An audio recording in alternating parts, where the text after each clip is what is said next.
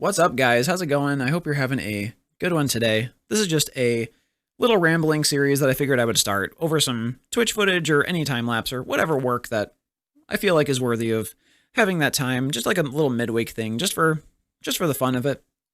And this week we're actually going over some character designs that I'm working on for a Friday the 13th like faux animated series thing, and it's been going pretty well so far. If you've been watching the streams, I'm sure you've seen me update this from time to time.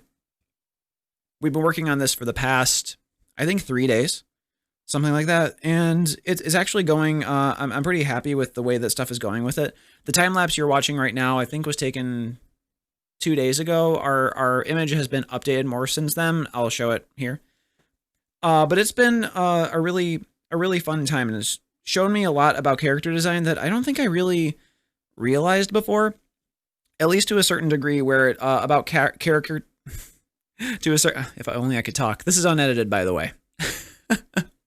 and if you want to drink something, pull up and drink along with me. How about, why don't you? I'm drinking Calpico today, or Calpico, however you say it. It's pretty good. It's pretty good. But when it comes to character design, this process showed me a lot about consistency and keeping, I guess, certain features of the characters similar. So if you'll see in the video in a little bit, I have this sped up to hell. It's like super sped up. But if you'll notice in the video, I'm really making an effort to keep things such as eye shapes, the type of limbs characters have, or like when they have a certain grip on their hands, or if their hands are open, they all need to remain a certain shape and consistency. So that way, if somebody who's not an artist or somebody who is just off the streets watches this, they can go, oh yeah, these characters are all part of the same universe. And earlier today on a stream, actually, one of the people in my stream was talking to me about this, and they were talking how, oh, I don't know how to maintain consistency within my style. And strangely enough, consistency comes through practicing of anatomy and perspective, and you don't think these things link up when you're doing them, because you kind of think like, how is drawing anatomy going to make me better at drawing characters, or how is anatomy going to make me better at, drawing a character from the same universe over and over and over again. But it really does help to a certain extent, because you're not just learning anatomy like basic, muscles and stuff. You are learning that, and that's very useful. But you're also learning how to maintain line confidence and maintain good draftsmanship. And these are things that I believe are almost subconsciously happening when you're training to do things like anatomy and stuff.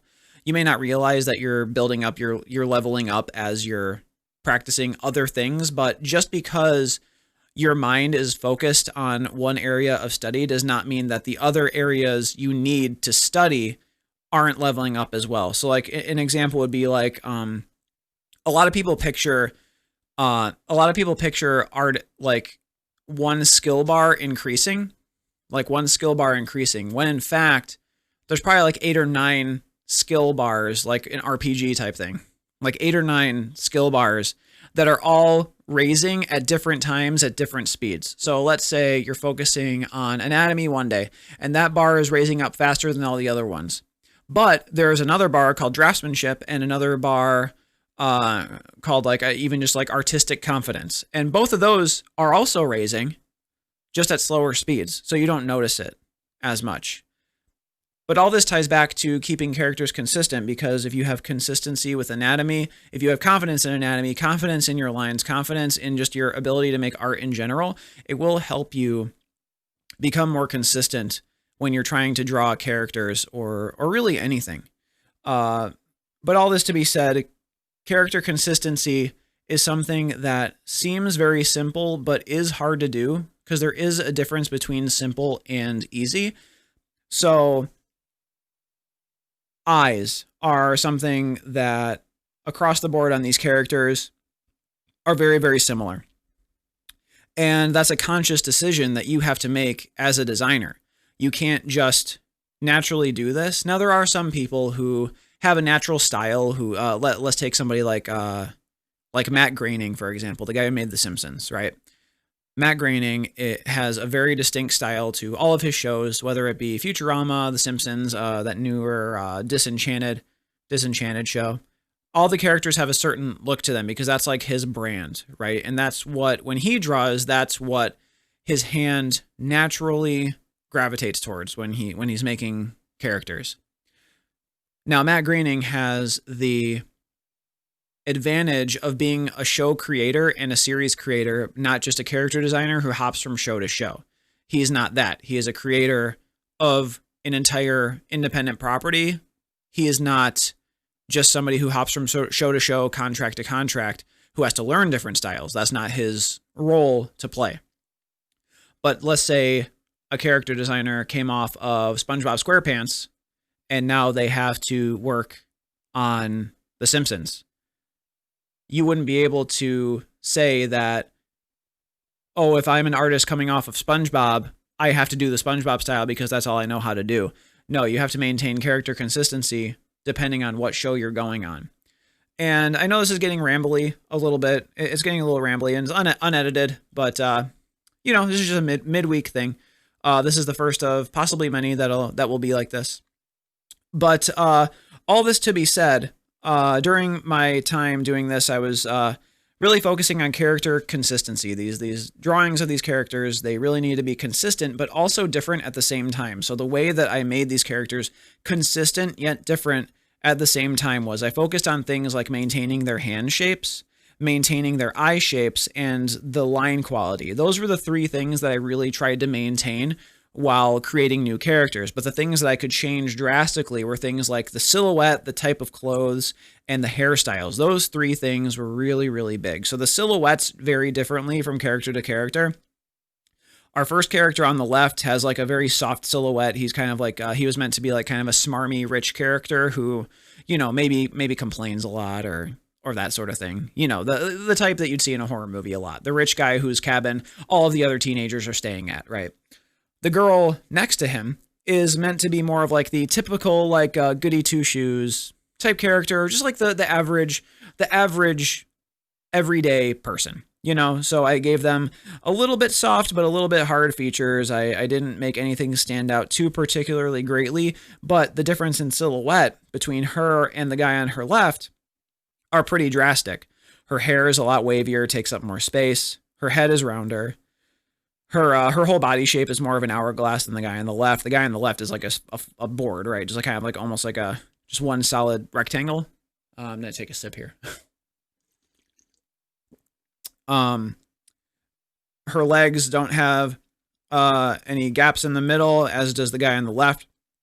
That sort of stuff. The silhouette is very different. If I was to take a black marker and fill in the shape and make it look like a shadow, you'd be able to tell that those two characters are different. You'd be able to pick those out of like a like a police lineup, right?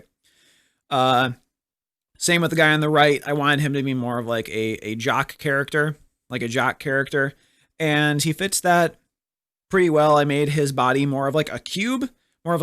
Same with his head. I gave him more hard, sharp, distinct features that really differentiate his silhouette from the rest of the cast, right? And the girl on the right with the I'm not sure if her hair is red yet, but that's how she winds up.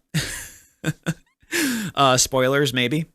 That's how she winds up. I wanted her to be kind of like a little bit more of like an upper class character, something like that.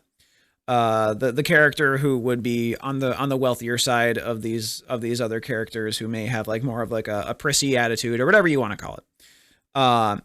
And I gave her a very distinct silhouette in her hair. It almost looks like kind of like, now that I'm looking at it, it kind of looks like Bullet Bill.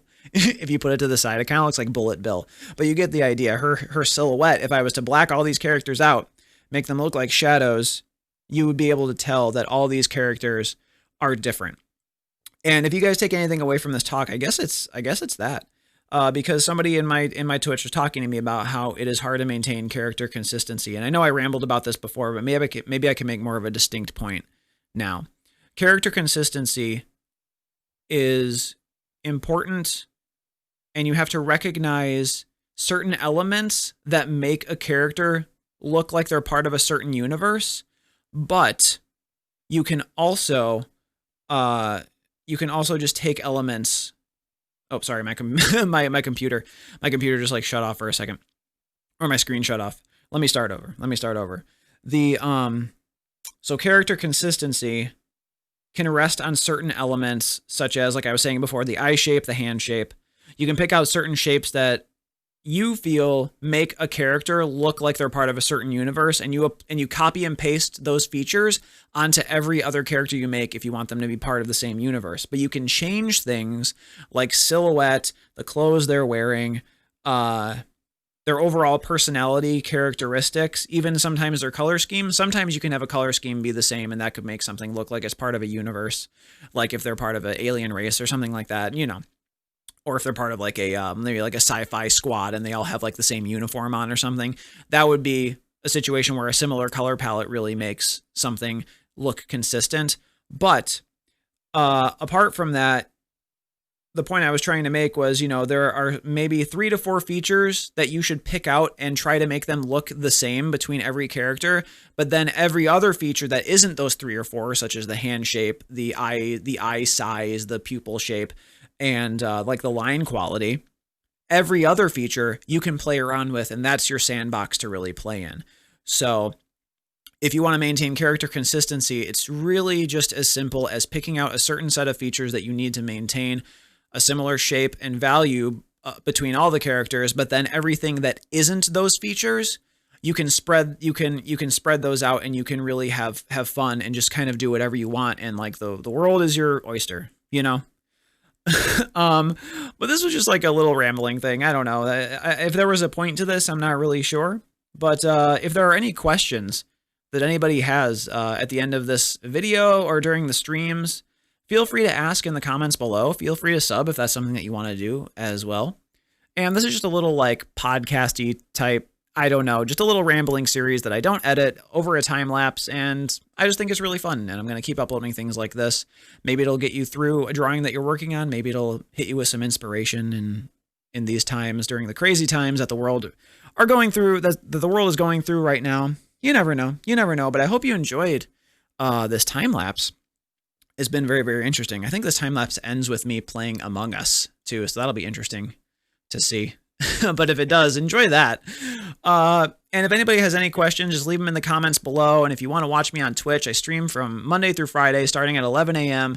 Pacific time, twitch.tv/pskibobby. You know, I'm going to put the links below, and the Patreon. And, you know, thank you guys for being so nice and supporting me on the Patreon and all that stuff. And just being so cool. I also do emotes, if anybody's interested in getting some emotes for Twitch, or any illustrations, character designs, that sort of thing. But if all you want to do is just watch this video and you just stop by to do that, I appreciate you exactly the same. All right, guys. Thank you so much for listening to my ramblings this week, and I will see you again next week for maybe some more ramblings. All right, guys. You have a good one, and I will see you somewhere else. All right, guys. Have a good one. See ya.